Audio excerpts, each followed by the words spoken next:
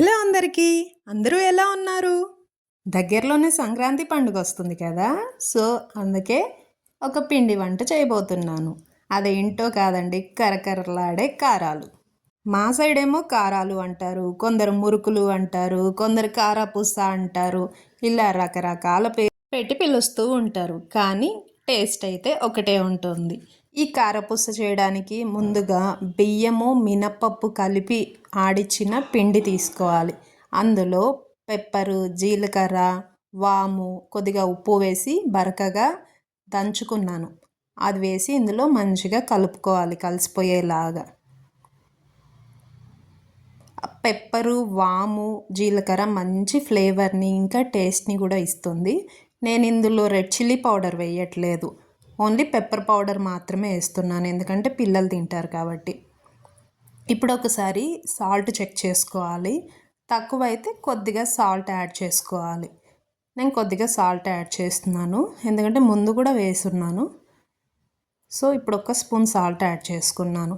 ఇప్పుడు మంచిగా కలుపుకొని వాటర్ వేసుకోవాలి. వాటర్ వేసుకొని కొద్దిగా వాటర్ వేసుకుంటూ మంచిగా ముద్దలాగా కలుపుకోవాలి.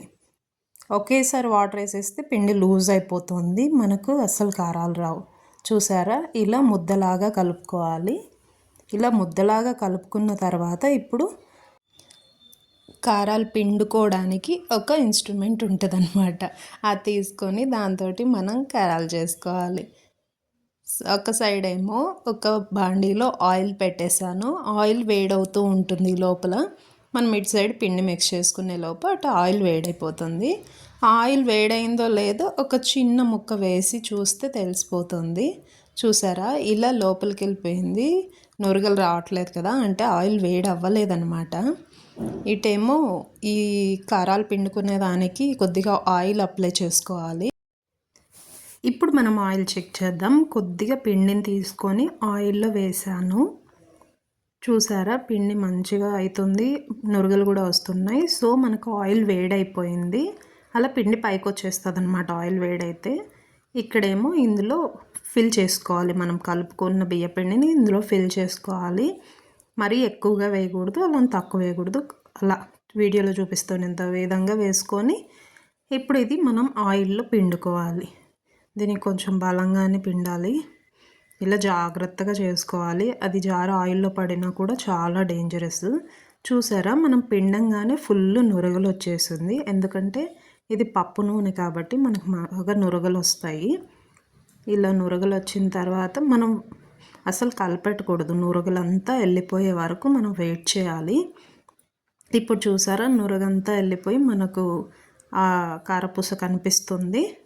ఇలాగే కాసేపు కాల్చుకున్న తర్వాత మనం దాన్ని టర్న్ చేసుకోవాలి. వెంటనే టర్న్ చేస్తే మనకు అది బ్రేక్ అయిపోతుంది, టర్న్ కాదనమాట.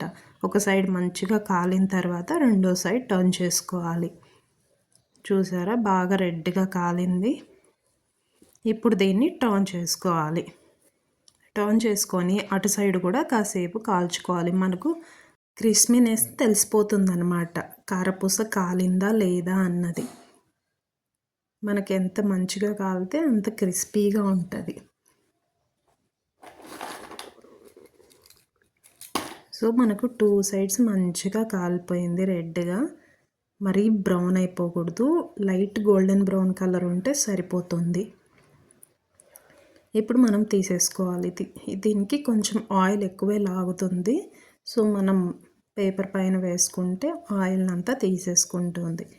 ఇప్పుడు చూసారా, ఫుల్ ఆయిలీగా కనిపిస్తుంది, కానీ కాసేపటికి ఆయిల్ అంతా వెళ్ళిపోతుంది అన్నమాట. చూసారా ఎంత క్రిస్పీగా క్రంచీగా ఉన్నాయో. నేను టేస్ట్ చేశాను, చాలా క్రంచీగా ఇంకా చాలా టేస్టీగా కూడా ఉన్నాయి. ఓన్లీ పెప్పరే వేయడం వల్ల చాలా మంచి ఫ్లేవర్ కూడా ఉంది. సో ఇంతే, సింపుల్గా కరకరలాడే కారపూస రెడీ అయిపోయింది. అమ్మా, ఏంటమ్మా? నాకు కారపూస తినాలనిపిస్తుందమ్మా. అయితే చేసి పెడతానులే. ఓకే అమ్మా. ఇదిగో చూడు, ఎలా ఉంది, తింటేసి చెప్పు. సూపర్ అమ్మా. నచ్చిందా? చాలా బాగుందమ్మా.